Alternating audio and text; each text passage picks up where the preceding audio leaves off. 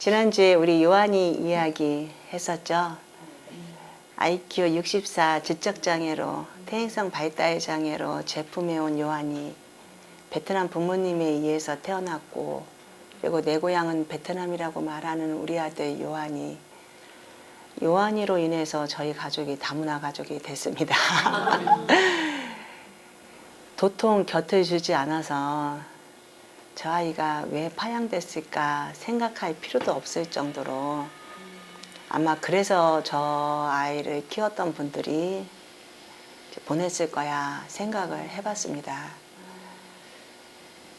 내가 엄마야 라고 이야기하면 나는 엄마가 없어요 라고 이야기하는 대받아치는 우리 아들 요한이를 바라보면서, 그리고 우리 아들 요한아 그러면은 요한아 라고 이야기하면 안 들은 척 딴 짓을 하고 있는, 그리고 이제 퇴행성 발달장애를 앓고 있다 보니까 뭔가 하나에 집중하다 보면은 그것만 유달리 하고 있는, 아니면 이제 혼자서 호이 이렇게 해서 딴 세계로 거의 1시간 동안 혼자서 방에서 책을 읽고 있나 하고 보면 혼자서 이렇게 하고 1시간을 호이 눈을 옆으로 이렇게 굴려가면서 호이 하고 있는 아들을 바라보면서 하나님 앞에 지극히 정상인 아이를 보내주셨다고 말씀하셨는데, 아버지 정신세계가 저렇게 된 것도 지극히 정상입니까?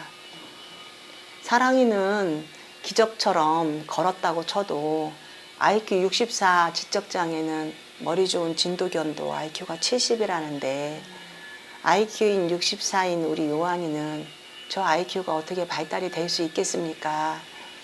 전 세계적으로 퇴행성 발달 장애 아이들은 고칠 수가 없다는데, 그런 연구 논문까지 나왔는데 아버지 우리 요한이는 어디가 정상입니까? 답답해서 주님께 물어봤습니다. 모든 걸 던져버리고 하나님의 길을 걸어가라.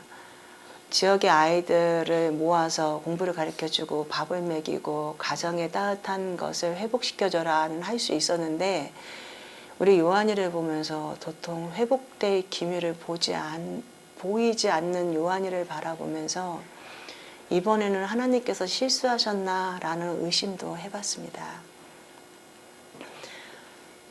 1년, 2년 시간이 흐르면서 과연 내가 요한이를 끝까지 책임질 수 있을까? 참 힘들고 어려웠던 시간들을 보냈던 것 같아요. 그러니까 아이들 4살, 5살, 6살 아이들을 입양하면서 이제 심리치료를 받았습니다. 일주일에 한 번씩.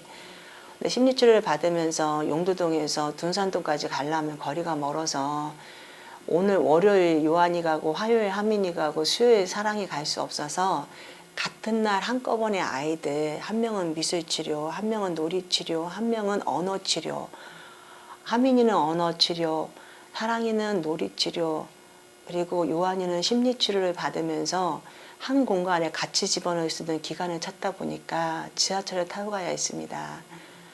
갖고 있던 차를 팔아서 지하철을 탈 수밖에 없었는데, 언제 튈지 모르는 요한이를 어떻게 할 수가 없어서 사랑이는 없고 하민이는 손을 잡고 요한이를 데리고 갔다가 한 번 잃어버릴 뻔해서 그 다음에는 제 허리에 줄넘기를 감고 요한이 허리에 줄넘기를 감았습니다. 그리고 사랑이는 없고 하민이는 손을 잡고 요한이는 줄넘기에 끌려서 지하철에 같이 타고 돈산동 그 치료센터에 가서 치료를 받고, 그리고 다시 줄넘기를 허리다 깨고, 그리고 다시 오는 일을 몇 년을 반복했습니다. 처음에는 주변의 시선이 창피해서 지하철을 타면은 어르신들이 쯔쯔쯔 하는 그 모습을 바라보기 싫어서 고개를 숙였습니다. 그리고 내가 이게 뭔가, 이게 뭐 하는 거지? 라는 생각을 하면서 주변의 시선을 회피했습니다. 차를 안 주는 신방 때문에 바빠서 차를 안 주는 남편을 갔다 오면 소리 지르면서 그 차 좀 나 좀 주지, 그 차 타고 갔으면 편할 건데 근데 어차피 주차할 데도 없잖아요 라고 얘기하는 남편을 바라보면서 그건 맞네요 라고 또 얘기했습니다. 근데 어느 날부턴가 고개 숙여 있는데, 고개 숙이고 가만히 앉아 있는데 하나님께서 저에게 내가 너를 부끄러워하지 않는데 너는 왜 부끄러워하느냐, 너의 자식들을. 내가 너한테 맡긴 내 귀한 자식들을 왜 부끄러워하느냐라는 주님의 음성을 강하게 들었습니다. 지하철 안에서. 그리고 고개를 확 들고 보니까 호이호이 하고 있는 요한이 제 등에 엎여가지고 이렇게 엎어져 있는 사랑이, 그리고 하민이 사람들의 시선이 두려워서 이제 입술로 인해 사람들이 자꾸 쳐다보니까 이렇게 하고 눈만 이렇게 하고 쳐다보고 있는 하민이를 바라봤습니다. 내가 엄마인데 제가 고개 숙이고 있으니까 아이들이 세상 속에서 고개를 들지 못한다는 것을 봤습니다. 그리고 고개를 빳빳이 들고 하민아 고개 들어. 사랑아 엄마 뒤에 엎어 있지만 얼굴 내밀어. 요한아 괜찮아 하면서 요한이 손을 잡았습니다. 그리고는 아무렇지도 않게 차 안에서 아이들하고 이야기를 했어요. 주변에서 쳐다보고 쯔쯔쯔 하는 그 왜 불쌍해 보이는 그들의 눈빛을 바라보면서 나 하나도 불쌍하지 않고 내 아이들 때문에 행복하다는 얼굴 표정을 지으면서 당당하게 지하철 문을 열고 걸어 나왔습니다. 그 뒤로 아이들 데리고 가는 그 길은 애들하고 하나님께로 다가가는 소풍의 길이라고 애들한테 얘기를 했습니다. 우리는 이제 주님과 소풍 가는 거야. 하나님이 우리와 함께 하시는 거야. 그러면서 알아듣지 못하는 아이들에게 당당하게 이야기했습니다. 그리고 아이들과 함께 그 길을 즐겁게, 때로는 그 붕어빵도 사 먹으면서, 때로는 오뎅도 사 먹으면서, 아이들 아빠가 목회했기 때문에 비싼 건 못 사 먹었습니다. 거의 포장마차에서 뭐 호떡, 오뎅, 붕어빵 거의 뭐 그런 수준으로 아이들과 사 먹으면서 즐거운 소풍을 다녀왔습니다. 제가 변화되고 제가 당당하니까 우리 하민이가 그 얼굴 비대칭으로 사람들이 넌 얼굴이 왜 그러니? 라고 해도 괜찮아요. 우리 엄마가 수술시켜줄 거예요. 그렇게 이야기하는 아이로 변했고 사랑이가 고개를 숨고 있다가 제 등 뒤로 숨고 있다가 얼굴을 확 내면서 환하게 웃는 아이들로 바뀌고 있다는 것을 알게 됐습니다. 하나님이 나를 부끄러워하지 않는데 내가 감히 당신께서 맡겨준 가장 귀한 아이들을 부끄러워했구나 하는 생각에 아이들에게 참 많이 미안했습니다. 그리고는 더 당당한 엄마가 돼야지. 그리고 더 당당하게 너희들을 키울 거야 라고 생각했습니다. 그리고 저에게 맡겨준 또 다른 20명이 넘는 우리 아이들을 바라보면서 나는 너희들에게 부끄럽지 않는, 공부방의 아이들이 저에게 엄마라고 말하는 아이들에게 너희들이 엄마라고 말하는 그 의미, 엄마라는 이름으로 너희들에게 결코 부끄럽지 않는 엄마가 될 거다라고 얘기했습니다.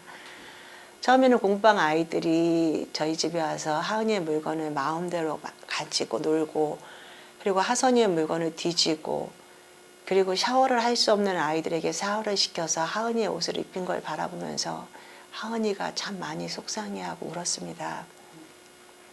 엄마는 계모라고 저한테 소리를 지르면서 울었던 사건도 있을 정도로 공부방 아이들을 바라볼 수밖에 없었습니다. 엄마는 계모야 라고 우는 우리 하은이를 바라보면서 엄마가 많이 미안하다고 하은이한테 무릎을 꿇고 울었습니다. 저 아이들에게 또 다른 엄마가 필요한데 엄마가 없는 아이들, 엄마가 없어서 할머니가 키우고 있는 아이들, 엄마가 없어서 고모가 키우고 있는 아이들, 아버지는 있지만 언제 나타날지 모르는 아버지, 그리고 있어봐야 아이들을 두드러 패는 그들의 가정에 있는 아이들에게 나는 엄마를 나눠줄 수밖에 없다라고 이야기하면서 울고 있는데, 그 순간 하은이가 막 울면서 저를 끌어안고 울면서 엄마 미안해 라고 이야기했습니다. 그리고는 하선이가 들어오고 하민이가 들어오고 요한이가 들어오고 사랑이가 들어오면서 우리는 다 같이 울었습니다. 그 뒤부터 하은이가 20명의 동생들을 인정하기 시작했고, 그리고 저 동생들도 내 동생이야 라고 이야기하기 시작했습니다. 힘으로 그리고 완력으로 이렇게 해가 아니라 엄마가 미안하다. 함께 걸어갈 수밖에 없다. 하나님을 사랑하면 이웃을 사랑하는 게 그게 하나님께서 우리에게 말씀해 주신 기독교다. 아이들에게 미안하다 그 말 한마디에 아이들은 괜찮다라고 얘기하는 것을 알게 되었습니다. 힘으로 완력으로 아이들을 잡는 게 아니라 사랑으로 미안하다는 그 말 한마디로 그리고 부모로서 진정을 다해 무릎을 꿇을 때 아이들은 거기에 순종하고 따라온다는 것을 또 알게 되었습니다. 그 뒤로 하은이는 대한민국에서 동생이 가장 많은 언니가 되어서 동생들을 돌아보고 그리고 동생들이 목욕을 못하는 아이들에게 목욕을 하는 걸 이젠 당연하게 여기고 자기 옷을 입는 거를 엄마 이제 괜찮아 그냥 그 옷 줘 괜찮아 라고 이야기할 수 있는 아이들로 변화가 된 것을 알게 되었습니다. 아이들과 싸울 일이 있을 때 혼내키지 마시고 미안해 하시면 되더라고요. 그리고 가장 중요한 거 너를 진심으로 사랑한다. 그거면 아이들은 다 회복된다는 것을 아이들을 키우면서 알게 되었습니다.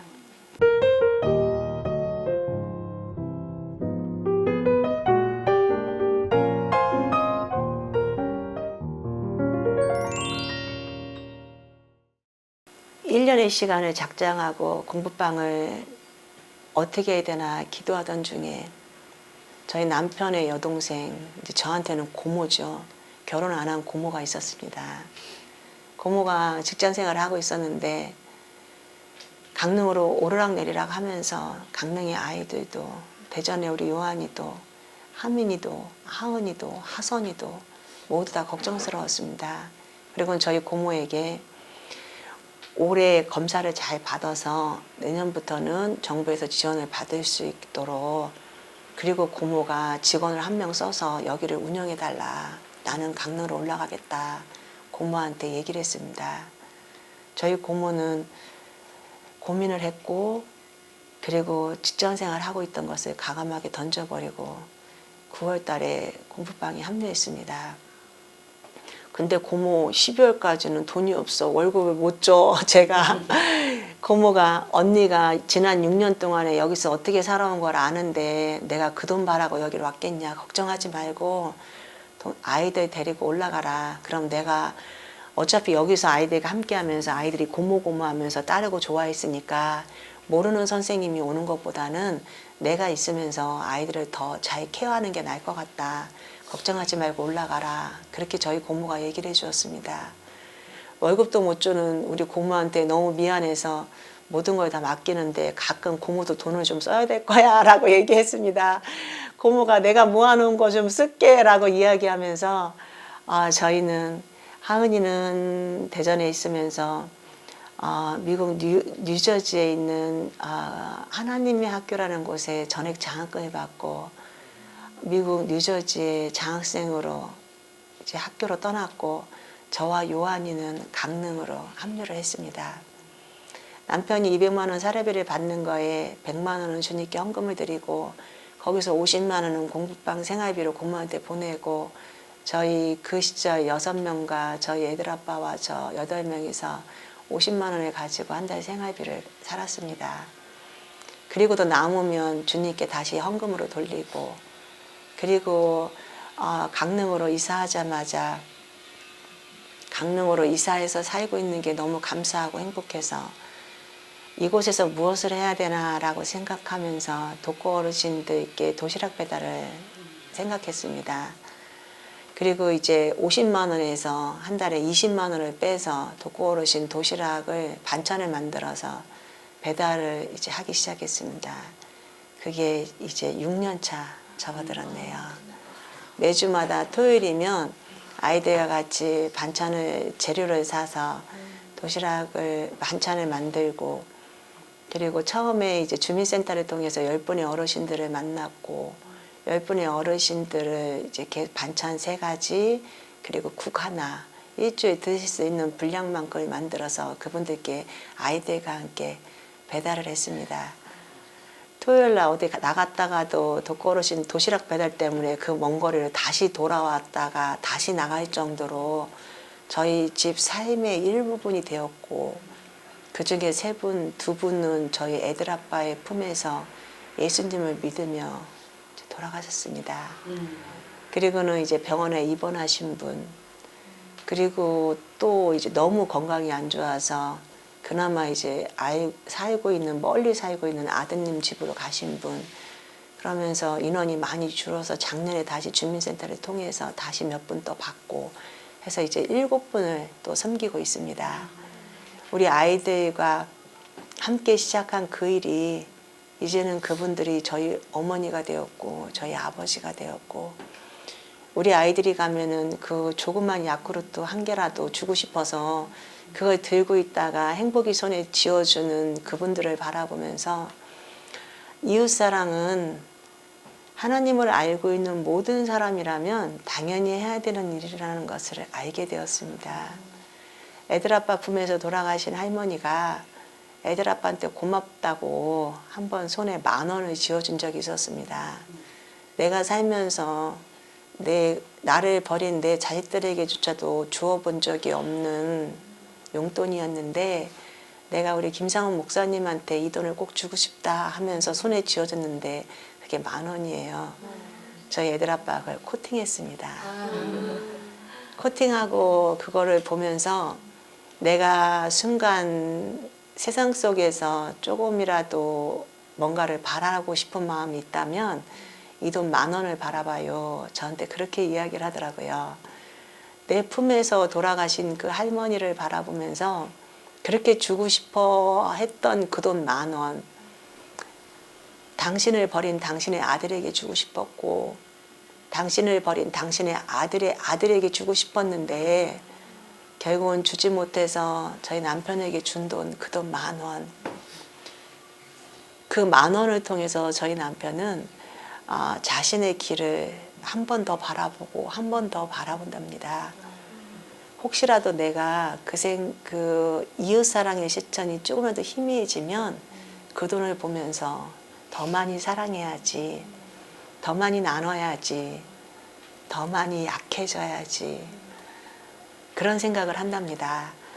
저희는 독거 어르신 10분을 섬겼는데 그분들은 저희들에게 더 많은 것으로 갚아주셨다는 것을 알게 되었습니다. 전도서 12장 1절 말씀, 지난주에 했던 말씀인데요. 너는 내 떡을 물 위에 던져라. 근데 그 뒷말씀이 있어요. 여러 날 후에 도로 찾으리라. 20년 전에 저희 모든 것을 던져버렸더니만 20년이 지난 지금 돌아보니까 하나님께서는 더 많은 것으로 저희에게 채워주셨습니다. 그 많은 것으로 채워주신 게 돈도 아니고 명예도 아니고 권력도 아니고 오로지 사랑. 20년 전에 그 사랑은 여전히 사랑이어서 지금 또한 그 사랑은 여전히 사랑으로 흘러내려서 우리가 행복할 수밖에 없다는 그 이론을 채워주셨다는 것을 저는 알게 되었습니다. 하나님께서는 결코 받아가시는 분이 아니라 더 많은 것으로 우리에게 주시는 분이라는 것을 저는 또한 알게 되었습니다. 10분의 독거 어르신으로 인해서 이제 다시 7분과 함께 저희는 그분들에게 도시락을 나누고 그분들의 방을 청소하고 그분들이 더러울 때 애들 아빠가 목욕을 시키고 그 했던 그 자그마한 일이 하나님께서는 더 큰 사랑으로 우리에게 갚아주셨다는 것을 알게 되었습니다. 그래서 나를 사랑한다면 이웃을 사랑해달라고 말해주신 예수님의 그 사랑, 우리는 그 사랑을 노래할 수밖에 없었고 그 희망을 노래할 수밖에 없었습니다. 열심히 아이들과 독거 어르신들을 섬기면서 우리 요한이에게 요한이의 꿈은 무엇이니? 라고 물어봤습니다. 요한이는 나는 몰라 라고 이야기했고 강릉으로 이사 오면서 가장 작은 학교를 찾아서 아이를 보냈습니다. 1시간이나 되는 거리였는데 한 반에 3명인가요? 20명도 안 되는 학교였는데 우리 애들 3명이 전학 가면서 21명이 되었어요. 그래서 우리 애들이 감으로 인해 가지고 뭐 인원이 뭐 이렇게 늘었으니까 원래는 분교로 가려고 했는데 20명이 넘으면 분교가 안 된대요. 그래서 일반 초등학교로 그냥 된 학교라 우리 애들 3명이 완전히 그 학교의 구세주였던 거예요. 교장 선생님께서 우리 애들을 출퇴근을 하시면서 태워오고 태워가시겠다. 1시간이 되는 거리를. 그래서 정금자 교장 선생님께서 우리 아이들을 데려오고 데려가면서 요한이와 친구가 되어 주셨습니다. 한 아이가 바르게 크기 위해서는 한 마을의 어른의 사랑이 필요하다는 것을 우리 요한이를 통해서 알게 되었습니다. 정금자 교장 선생님은 요한이의 눈높이에서 요한이와 함께 2시간을 요한이와 계속해서 이야기하셨습니다. 간판에 글씨를 보고 이야기했고 속담을 가지고 이야기했고 그리고 아이의 생각을 끄집어내는데 최선을 다하셨습니다. 진정한 이 땅의 교육자라고 공교육이 죽었다고 생각하는 사람 중에 한 사람인데 그분을 통해서 공교육에 희망이 있다는 것을 또 알게 됐습니다. 지금은 삼척교육청의 교육장님으로 계십니다. 그분으로 통해서 요한이가 마음의 문을 열기 시작하더니 2학년 후반 전교생이 보는 시험에 올 100을 맞았습니다. IQ 64였던 우리 요한이 저도 이해할 수 없어서 병원 가서 검사를 했습니다. 어떻게 된 건지. 퇴행성 발달 장애가 치유가 되었고 IQ 137의 수재가 되어 있었습니다. 기적이 또한 우리 가족을 통해서 일어났습니다. 전 세계적으로 퇴행성 발달 장애 아이들이 치료가 되는 예가 우리 요한이가 한 2명이랍니다. 외국에 1명이고 없답니다. 그 정도로 퇴행성 발달 장애는 치료가 안 되는 병이라고 합니다.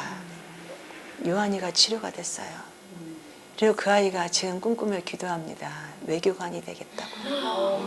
베트남에 가서 외교관이 되어서 나를 낳아준 나라에 고맙다고. 예수님 믿는 가정에 입양돼서 고맙다고. 그들에게 예수님의 사랑을 전하는 외교관 선교사가 되겠다고 아이가 서원을 했습니다. 하은이가 하나님의 선교사가 되겠다고 엄마는 이 땅에 소외된 아이들의 엄마가 되어주고 난 전 세계에 소외된 아이들의 엄마가 되겠다고 인격적으로 주님을 만나면서 하나님의 선교사가 되겠다고 서원했던 그 하은이가 기도했던 그 기도처럼 우리 요한이는 외교관을 꿈꾸며 기도합니다. 선교사 외교관이 되겠다고요. 외교관이 되어서 진정한 그리스도의 사랑을 전하는 엄마가 하나님을 사랑한 것처럼 이웃을 사랑하는 그 사랑을 나는 베트남에 가서 그들에게 그 사랑을 전달하겠다고 중학교 1학년이 된 요한이가 이제 월반돼서 원래의 자기 위치를 찾았습니다. 동생들과 초등학교 4학년까지는 같이 다녔는데 엄마 창피하게 동생들과 같이 학교 다니기 싫다고 그러면서 자기의 위치를 1년 월반하고 원래 찾아갔습니다. 어쩜 그렇게 공부를 잘하는지 변함없이 잘합니다. 근데 공부를 잘하는 요한이가 우리 집에서 절대적으로 대우를 못 받습니다. 공부 잘하는 아이를 좋아하는 게 아니라 하나님을 사랑하면서 그 안에 목표를 가지고 공부를 열심히 하는 거를 좋아하는 거지 공부만 잘하는 아이를 좋아하지 않습니다. 저희 집은. 꼴등하는 아이라도 하나님 앞에 순수한 열정을 가지고 가는 우리 사랑이를 제가 더 인정하고 예뻐합니다. 요한이는 까칠하게 자기의 세계에 들어갔던 아이라 아직 버려지지 못한 부분들이 있어요. 혼자만의 세계 안에서 나오지 못하는 부분들이 그 정신과적인 부분에서 아직 남아 있습니다. 그래서 그런 부분을 더 끄집어내려고 노력하고 있어요. 저는 우리 요한이한테 이렇게 말합니다. 그 모든 것을 끄집어내고 네가 세상 속에서 당당하게 나간다면 엄마는 네가 공부를 못해도 괜찮고 외교관이 안 돼도 괜찮아. 네 인생의 삶이 외교관이 목표가 된다면 너무 슬프다. 네가 세상 속에 나가서 사람들과 함께 행복한 삶을 사는 거 엄마는 그게 네가 꾸는 꿈 중에 그게 1번이라고 생각한다. 그렇게 이야기를 했습니다. 자신만의 세계 안에 들어가서 사람들과 잘 어울리지 못하면서 외교관이 되는 것보다 사람들과 굉장히 잘 어울리면서 네가 무언가를 판매하는 판매원이 되어도 엄마는 행복하다. 그런 이야기를 했습니다. 자식이 사람들과 어울리면서 행복하게 살아가는 거 그게 가장 행복한 거잖아요. 네. 공부 잘하는 거 그거 의미 없어요. 부모님들이 공부만 잘해. 나머지는 내가 다 해줄게. 너는 공부만 해. 나머지는 엄마가 알아서 책임져 줄게. 지금 한국 사회의 부모님들이 이야기하는 겁니다. 그렇게 키워서 뭐 할 건데요? 엄마가 다 해준답니다. 12조도 다 내가 내주고 주일날 예배도 다 내가 대신 가지고 내가 다 해준답니다. 그걸 바라보면서 우리가 믿는 우리들이 아이들을 어떻게 교육시키느냐도 굉장히 중요하다는 것을 우리 요한이를 통해서 또한 알게 되었습니다. 가정교육이 얼마나 중요한지 우리가 또 알아가는 중요한 시간이죠? 네. 네.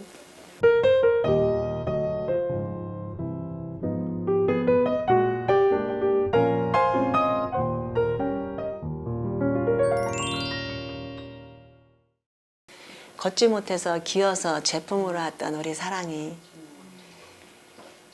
사랑이를 통해서 하나님께서 하실 일이 무엇인가 기도하면서 저는 평생을 장애우들과 함께 살겠다고 서원했고 장애우들의 엄마가 되겠다고 약속했는데 결국은 알고 보니까 우리 아이들을 키우면서 하나님께서는 저를 훈련시켰다는 것을 알게 되었습니다. 장애인 시설에서 삼중고 장애를 겪고 있는 중증 장애인 7명의 아이들을 엄마로 살아가면서 우리 아이들을 키우면서 그 힘들고 어려운 순간들을 이겨내게 하신 그 자리에 있게 하신 하나님을 저는 알게 되었습니다. 지금 우리 아이들을 입양해서 정상인으로 세상에 내보낼 수 있도록 하나님께서는 지난 시간을 저를 훈련시켰다는 것을 알면서 이렇게 별로 안 아픈 아이들한테 뭘 그렇게 눈에 보이는 아픔을 가지고 힘들어했는지 하나님 앞에 회개했습니다. 걷는 우리 사랑이를 바라보면서 강릉에 이사 와서 약한 저 사랑이의 발목에 무슨 운동이 가장 잘 어울릴까? 어렸을 때 뇌수막염을 앓고 힘든 시간을 많이 겪으면서 아이가 주의력 결핍 장애가 있어서 그리고 또한 학습 장애가 있어서 공부를 잘하지 못했습니다. 공부를 잘하지 못하는 우리 사랑이 그리고 주의력 결핍 장애 때문에 주변을 바르게 인식하지 못하는 사랑이에게 가장 좋은 운동이 무엇일까라고 생각하면서 하나님 앞에 기도했습니다.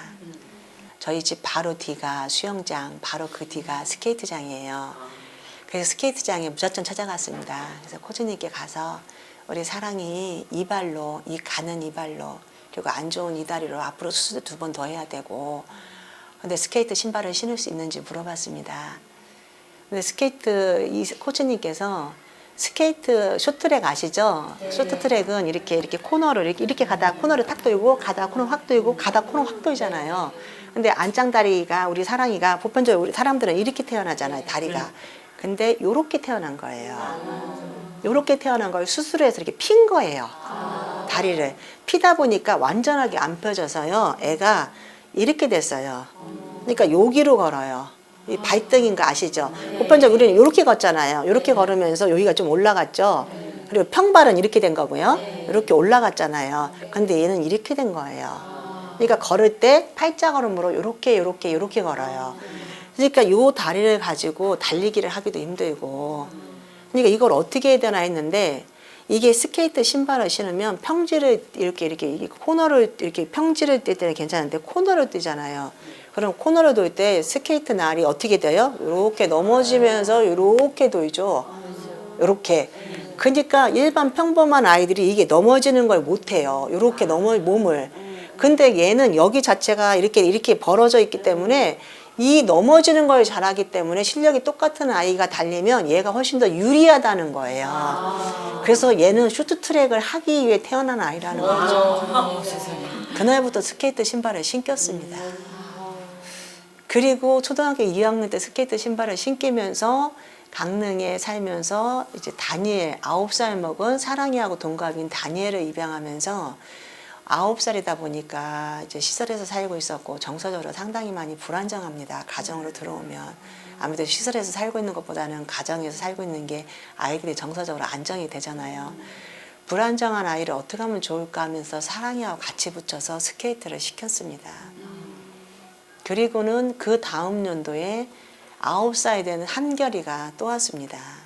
우리 요한이 못지않은 한결이 한 번 입양됐다가 파양된 우리 한결이 그래서 굉장히 힘들어가지고 이 아이를 어떻게 하면 좋을까 했는데 그 이제 기관에서 저희 집에서 입양했으면 좋겠다라고 이야기해서 9살 된 한결이를 입양하면서 한결이까지 같이 쇼트트랙 스케이트를 세 형제를 묶어서 운동을 시켰습니다.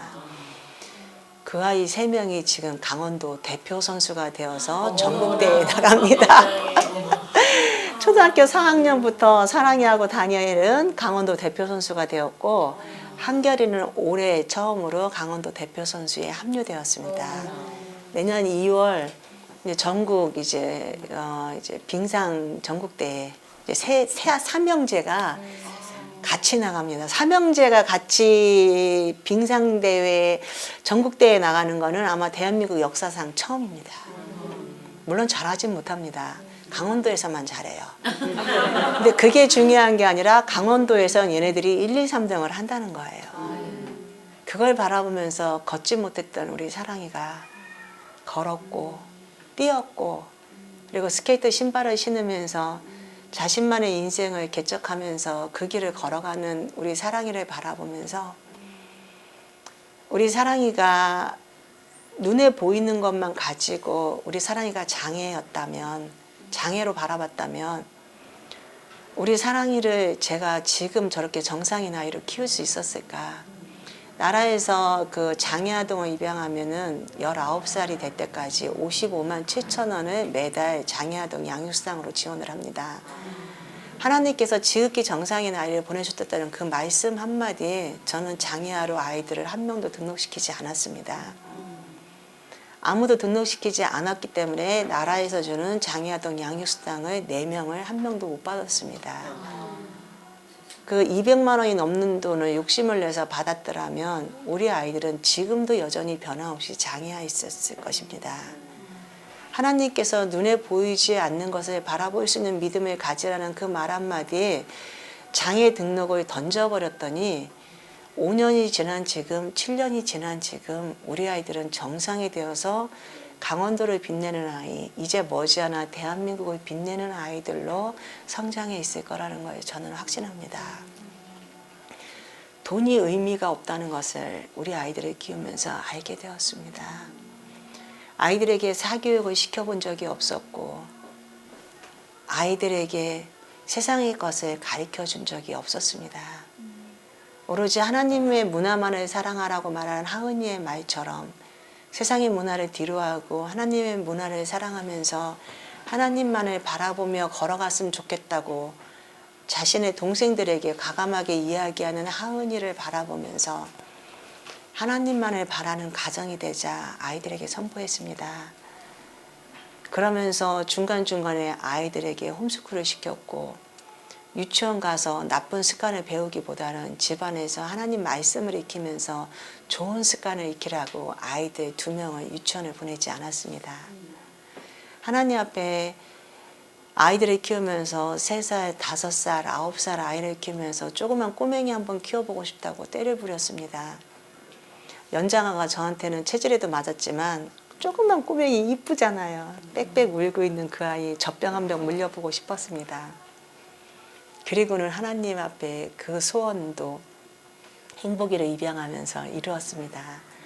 8개월 된 행복이를 입양하면서 그 작고 조그만 아이를 바라보면서 얼마나 귀엽던지 얼마나 이쁘던지 밤중에 빽빽 울어대고 잠을 못 재워도 그리고 먹는 걸 다 토해가지고 아이가 힘들게 해도 지금 5살인데 몸무게가 13kg밖에 안 나가는 작은 몸인데도 여전히 변함없이 자신의 성격에 지금도 그냥 까탈 부리면서 그냥 울고 악을 쓰는 아이를 바라보면서도 왜 이렇게 이쁜지요?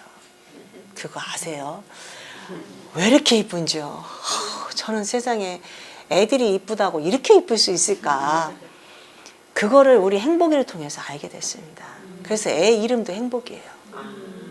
행복이라고 부르는 그 순간 제가 왜 행복한 엄마가 되었는지를 또 알게 됐습니다.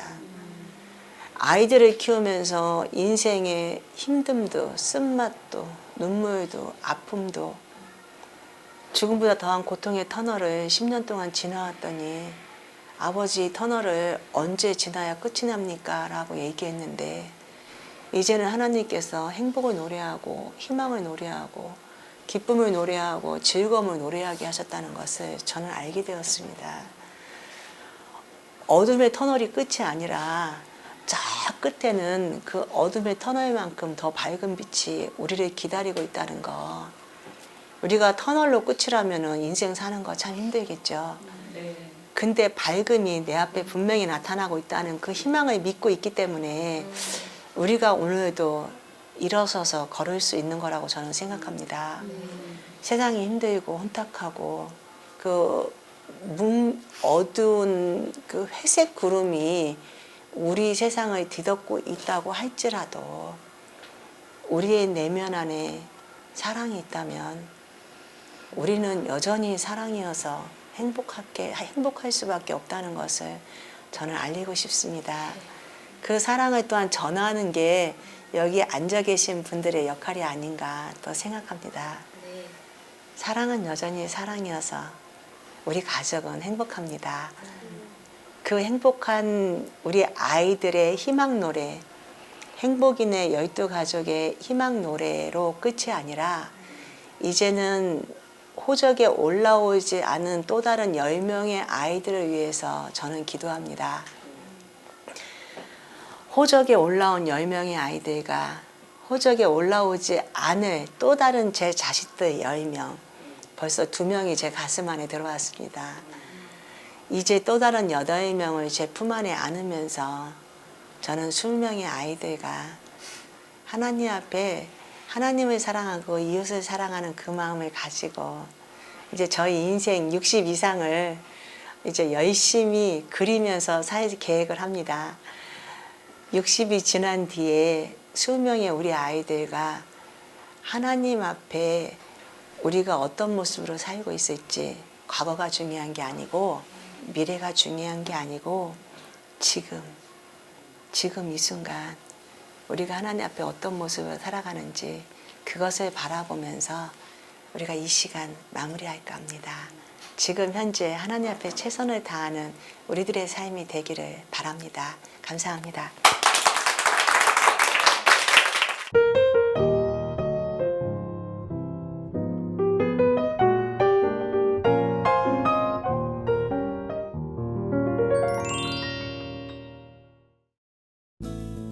이 프로그램은 시청자 여러분의 소중한 후원으로 제작됩니다.